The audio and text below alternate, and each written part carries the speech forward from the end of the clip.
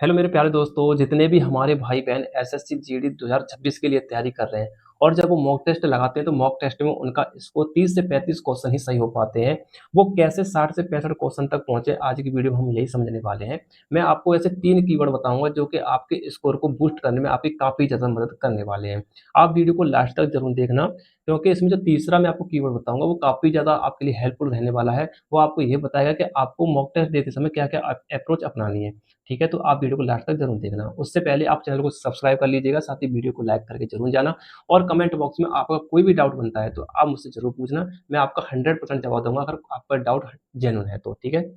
अब बात करते हैं पहला जो पॉइंट है, जो पहला कीवर्ड है, वो ये है कि जो एसएससी जीडी का सिलेबस है, वो बहुत ज़्यादा इम्पोर्टेंट है भाई।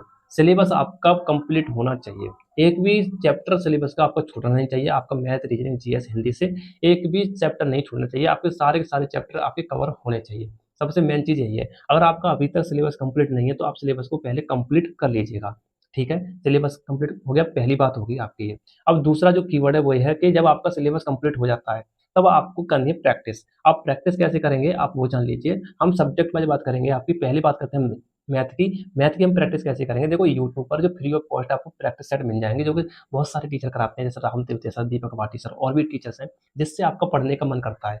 तो उस प्रैक्टिस सेट से आपको जुड़ जाना है। आपको वो प्रैक्टिस सेट लाइव नहीं लेना है, लाइव नहीं लेना है, आपको वो लेना है रिकॉर्डेड फॉर्म में। रिकॉर्डेड फॉर्म में लेने का फ़ायदा ये है कि आपका जो टाइम है वो बचेगा। मान के चलिए आपका जो प्रैक्टिस सेट है वो 1 घंटे का है, तो रिकॉर्डेड फॉर्म में आप उससे मुझे लगता है 30 मिनट में आप कंप्लीट कर लेंगे। क्योंकि उसमें प्रैक्टिस सेट में कुछ सवाल 10 से 12, 13 सवाल ऐसे होंगे जो बहुत आसानी से आप उन्हें बना देंगे। अगर आप लाइव में लेते हैं तो पूरा समय आपको देना पड़ेगा। जब आप रिकॉर्डेड फॉर्म में लेंगे तो आप वीडियो को रोकेंगे और क्वेश्चन को सॉल्व कर लेंगे, नेक्स्ट क्वेश्चन में पहुँच जाएँगे। नेक्स्ट क्वेश्चन को सॉल्व करेंगे, अगले क्वेश्चन में पहुँच जाएँगे। तो आप ऐसे ही अपना करते रहेंगे। जिस क्वेश्चन में आप फँस जाएँ, जिससे आपको क्वेश्चन सॉल्व ना हो, उस क्वेश्चन को आप टीचर से समझ लीजिए और उसे अपनी नोटबुक में लिख लीजिएगा। आपको एक नोटबुक बना लेनी है, उसमें सारे के सारे क्वेश्चन जो वो लिखने हैं, जो आपसे नहीं बनते हैं, ठीक है? ये वो मैथ की प्रैक्टिस आपको ऐसे करनी है। मैथ की बात हो गई। अब बात करते हैं जीएस की। जीएस को आपने सिलेबस में पढ़ रखा है, नोट्स भी आपके पास प्रॉपर तरीके से हैं और आपके पास में जीएस की कोई भी रैंडमली बुक होने वाली है। होगी कोई तो बुक आपके पास में, ठीक है? तो आप उस बुक से बार-बार रिवीजन करते रहिएगा। रिवीजन आपको करना है और बस आपको जीएस का रिवीजन ही करना है, जो नोट्स से और बुक से बार-बार आपको पढ़ते रहनी है। स्टैटिक जीके पे आपको ज़्यादा फोकस रखना है, ठीक है? जीएस की इतनी बात हो गई। हिंदी में तो आपको कुछ है नहीं है, पर्यायवाची, विलोम शब्द और एरर वगैरह है, आप बुक से करते रहिएगा, उन्हें देखते रहिएगा, ठीक है? हिंदी का ये है भाई। और रीजनिंग की प्रैक्टिस आपको क्लास से कर लेना, मतलब 10 से 12 क्लास ले लेना किसी भी प्रैक्टिस सेट की, ज़्यादा नहीं लेनी है, ठीक है? और आपको रिकॉर्डेड फॉर्म में लेनी है, सिर्फ़ अपने आप से सॉल्व करना, नहीं हो तो टीचर से समझना है, बस इतना काम करना है रीजनिंग में, ठीक है? सबसे जो मेन चीज़ है प्रैक्टिस सेट की, जो मैथ की है, जो मैथ की मैंने आपको बता दी है। मैथ में आपको वही काम करना है जो मैंने आपको बताया है। अब तीसरा जो कीवर्ड है वो ये है कि मॉक टेस्ट। अब आपको जब मॉक टेस्ट आप जब लगाते हैं, तो आप क्या देखते हैं कि आपका जो स्कोर है, वो कभी तो एक संग बढ़ जाएगा, कभी एक संग डाउन हो जाता है। अगर आपके मान चलो 30 नंबर आ गए और आप हो गए दुखी, आपने क्या है मॉक टेस्ट बंद करके रख दिया। आपने फिर अगला मॉक टेस्ट दिया अगले वीक, फिर भी आपके 30 से 35 नंबर हो गए, फिर भी आप उदास हो गए और आपने फिर रख दिया। मतलब ये है कि आपने मॉक टेस्ट दिया और उसका एनालिसिस नहीं किया। भाई ऐसे मॉक टेस्ट में स्कोर कभी नहीं बढ़ेगा, ये बात आप जान लीजिए। जब भी आप मॉक टेस्ट देते हैं, जब भी आप मॉक टेस्ट देते हैं, अगर 1 घंटे का मॉक टेस्ट है, तो उसका 2 से ढाई घंटे एनालिसिस होना चाहिए। सबसे ज़्यादा एनालिसिस आपका जीएस पे होना चाहिए।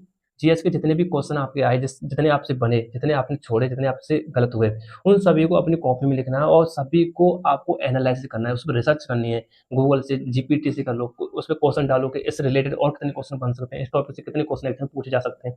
उन सभी पे रिसर्च करो, अपनी एक नोटबुक बना लेना है, एनालाइसिस नोटबुक के नाम से। उसमें सारे आपके जो डाउट हैं, जो भी आपसे गलतियाँ होती हैं, उन सभी को आपको उसमें नोट करना है जीएस का, ठीक है? ऐसे ही आपको मैथ में करना है। मैथ में आपके जो भी क्वेश्चन आपसे छूट जाते हैं, जो भी आपसे क्वेश्चन गलत हो जाते हैं, उन्हें आपकी कॉपी में लिखना है और उन पे बुक से आपको ढूँढने हैं क्वेश्चन उसी टाइप के और उन्हें प्रैक्टिस करनी है, ठीक है? और हिंदी का आपको जो पर्यायवाची विलोम होता है, उन्हें बार-बार पढ़ते रहिएगा और उसमें उसका एनालाइज़ ज़रूर कीजिएगा। एनालाइज़ करना बहुत ज़्यादा इम्पोर्टेंट है हिंदी का भी, ठीक है? ऐसे ही आपको रीजनिंग का करना है। और ध्यान रखना, आपको लॉन्ग मॉक टेस्ट तो देने ही देने हैं, आप उस मिनी मॉक टेस्ट जो होते हैं section wise, math, reasoning, GS, Hindi के, ये भी आपको कंटिन्यू रखने हैं अपने, ठीक है? जब लास्ट समय चल रहा हो तब आपका। अभी आप हफ्ते में 1 मॉक टेस्ट देते रहिएगा और उसका एनालिसिस करते रहिए, ठीक है? जितना ज़्यादा एनालिसिस होगा उतना ही ज़्यादा आपका स्कोर बूस्ट करेगा। हम गलती यही करते हैं, मॉक टेस्ट दे देते हैं और उसका एनालिसिस नहीं करते हैं। हमें एनालिसिस ज़रूर करना है, तभी हमारा स्कोर बढ़ेगा और कोई जादू टोना इसमें है नहीं है, भाई मेहनत ही है, बाकी सब अप्रोच है, हमें पता नहीं होता है कि हम मॉक टेस्ट दे लिया, बस हम ये सोचते हैं अगला मॉक टेस्ट देंगे। मॉक टेस्ट देना इम्पोर्टेंट नहीं है, मॉक टेस्ट देके उसका एनालाइज़ करना ये बहुत ज़्यादा इम्पोर्टेंट है। आपको ये बात अपने दिमाग में बैठा लेनी है। बस यही काम थे, मॉक टेस्ट देना, उसका एनालाइज़ करना और रिसर्च करनी है बस। इतना करते रहो, आपका स्कोर धीरे-धीरे अपने आप बढ़ेगा। ऐसा नहीं है कि आप 10 दिन में बढ़ा देंगे, भाई 2 से 3 महीने लग जाएँगे, मैं आपको ये क्लियर करके चल रहा हूँ। आप किसी इस भ्रम में रह रहे हो कि मैं तो अभी कर लूँगा, 10 दिन में कंप्लीट कर लूँगा, तो ऐसा नहीं है। अगर आपके 50 क्वेश्चन सही होने लगे, तो 55 करने में आपको डेढ़ से 2 महीने लग जाएगा, ये रियलिटी बता रहा हूँ मैं आपको, ठीक है? तो इस चीज़ों को 2 से 3 महीने अपनाओ, 2 महीने अपना लो भाई, आपका निश्चित तौर पर अगर कोस स्कोर ना बढ़े, तब मुझसे आप बात कर लेना, ठीक है? और भी आपको कोई डाउट है, मैंने आपको पहले ही बोला, कमेंट बॉक्स में मुझसे पूछ सकते हैं। तो आज के लिए इतना ही, धन्यवाद।